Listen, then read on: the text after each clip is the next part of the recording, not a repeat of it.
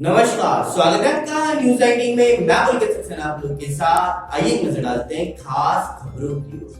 भरतपुर में एक भाई ने दूसरे भाई यानी अपने ही सगे भाई पर गोली मार करके उसकी हत्या करने की कोशिश की। भरतपुर जिले के डीग कस्बे के उपखंड गांव नगला मोती में जमीन के बंटवारे को लेकर दो सगे भाइयों में कहासुनी हो गई।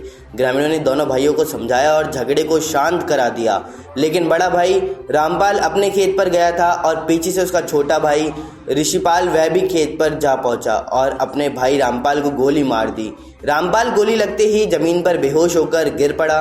वहां खेत पर कार्य कर रहे आसपास ग्रामीण मौके पर पहुंचे। उन्होंने घायल रामपाल के परिवारजनों को सूचना दी। घायल के परिवारजन उसे लेकर डीग अस्पताल लेकर आए। अस्पताल पहुंचते ही डॉक्टर ने डाउन चौकी इंचार्ज अजय यादव को सूचना दी। डाउन चौकी इंचार्ज पहुंचे जय जाब्ते के साथ में और घायल रामपाल के परिवारजनों से घटना के बारे में जानकारी प्राप्त की। घायल रामपाल ने कराया है अपने सगे भाई ऋषिपाल पुत्र चंदन सिंह जाति जाट निवासी नगला मोती के खिलाफ मामला दर्ज। डॉक्टर ने घायल को प्राथमिक उपचार देने के बाद उसकी हालत नाजुक होने पर जिला आरबीएम अस्पताल भरतपुर के लिए रेफर कर दिया। फिलहाल पुलिस ने मामला दर्ज कर आरोपी की तलाश शुरू कर दी है। मामला है डीग कस्बे के नगला मोती का। आज दिनांक को सुबह 9:30 बजे करीब रामपाल और ऋषिपाल दो भाइयों के बीच में बंटवारे को लेकर मनमुटाव चल रहा था, जिस पर रामपाल के ऋषिपाल द्वारा किसी कट्टे से फायर करना बता रहा है, जिसका मेडिकल कराया गया है। जैसी सूरत होगी कार्रवाई। मेरा नाम रामपाल है सर। गांव नगला मोती। क्या मामला हुआ है? मामला ये हुआ है, हमारे खेत बट रहे थे। खेतों पर मतलब ये हम दौड़ डालने के लिए गए, जोतवाने के लिए खेत को, और मतलब ये जैसे ट्रैक्टर खेत जोतने को पहुंचा है, मतलब पिताजी ने और मम्मी ने फोन करके उसको डीग से बुलाया है दुकान पे से। उसने जाते ही मुझ में गोली दी है। क्या नाम है जिन्होंने फायरिंग की? उसको वो मुझसे छोटा है, उसका नाम ऋषिपाल है। क्या काम करते हैं? दुकान मोबाइल की दुकान है, नहीं सड़क पर RS मोबाइल पर।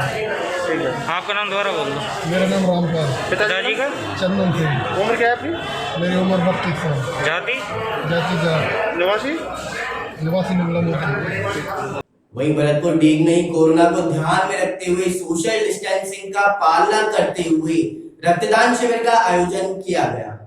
भारतीय जनता पार्टी द्वारा डीग ग्रामीण मंडल ग्राम अऊ स्थित जय Shri Ram senior secondary school में सोशल डिस्टेंसिंग, सैनिटाइजेशन, मास्क इत्यादि का पूर्ण पालन करते हुए रक्तदान शिविर का आयोजन किया गया। कोरोना वैश्विक महामारी में रक्त की किसी भी प्रकार की कमी नहीं आने को देखते हुए कर्मवीर रक्तदाताओं ने 31 यूनिट रक्तदान किया। उक्त कार्यक्रम डीग ग्रामीण मंडल अध्यक्ष लक्ष्मण शर्मा के तत्वाधान में आयोजित किया गया। उक्त शिविर में भाजपा जिलाध्यक्ष डॉक्टर शैलेश सिंह व वरिष्ठ नेता जवाहर सिंह बेदम ने रक्तदाताओं का सम्मान किया। इस अवसर पर केंद्रीय कृषि राज्य मंत्री कैलाश चौधरी ने वीडियो कॉलिंग के माध्यम से रक्तदाताओं का आभार जताते हुए कहा कि भारत सरकार के साथ साथ भाजपा का कार्यकर्ता इस संकट काल में आमजन के दुख दर्द में सहयोगी बन रहे हैं। उन्होंने कहा कि लॉकडाउन के कारण जरूरतमंदों की सेवा कार्य में कार्यकर्ता और अधिक गति लाएंगे। भारतीय जनता पार्टी ने वैश्विक महामारी में आगे बढ़ चढ़कर हिस्सा लेने वाले कर्मवीर रक्तदाताओं के उज्जवल भविष्य की कामना की है। वहीं पूरे राजस्थान में रमजान मुबारक में 4 मई को पहला अशरा समाप्त हुआ।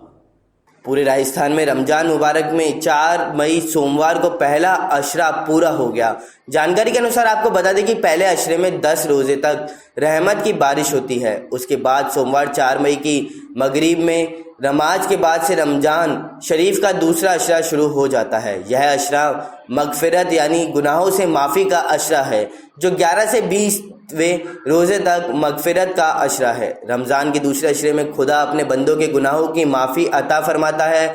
21वें रोजे से आखिरी अशरा जहन्नुम से आज़ादी का शुरू हो जाएगा। आपको बता देते हैं कि हिलाल कमेटी सरपरस्त मौलाना निजामुद्दीन साहब शहर काजी बूंदी ने प्रेस विज्ञप्ति जारी करके बताया कि माह रमज़ान मुबारक रहमतों बरकतों का महीना है। इसमें जो अल्लाह की इबादत करता है उनके लिए नेकी का सवाब कई गुना बढ़ जाता है। उन्होंने बताया कि माह रमज़ान की इबादत सब्र और कद्र के हौसलों को मजबूत बनाती है। साथ ही बताया कि रमज़ान का महीना बुराइयों से तौबा करके नेकी की राह पर चलने का संदेश देता है। भूखे और प्यास को काबू करने के लिए लेकिन हम हाथ, कान, आँख तथा जुबान से कोई गुनाह न करें, यह माह रमज़ान की सबसे बड़ी सीख है। साथ ही उन्होंने कहा कि इस माह में सिर्फ खुदा को राज़ी करने के लिए मन की चाहतों को छोड़ दे तो इसका बदला जन्नत में मिलता है।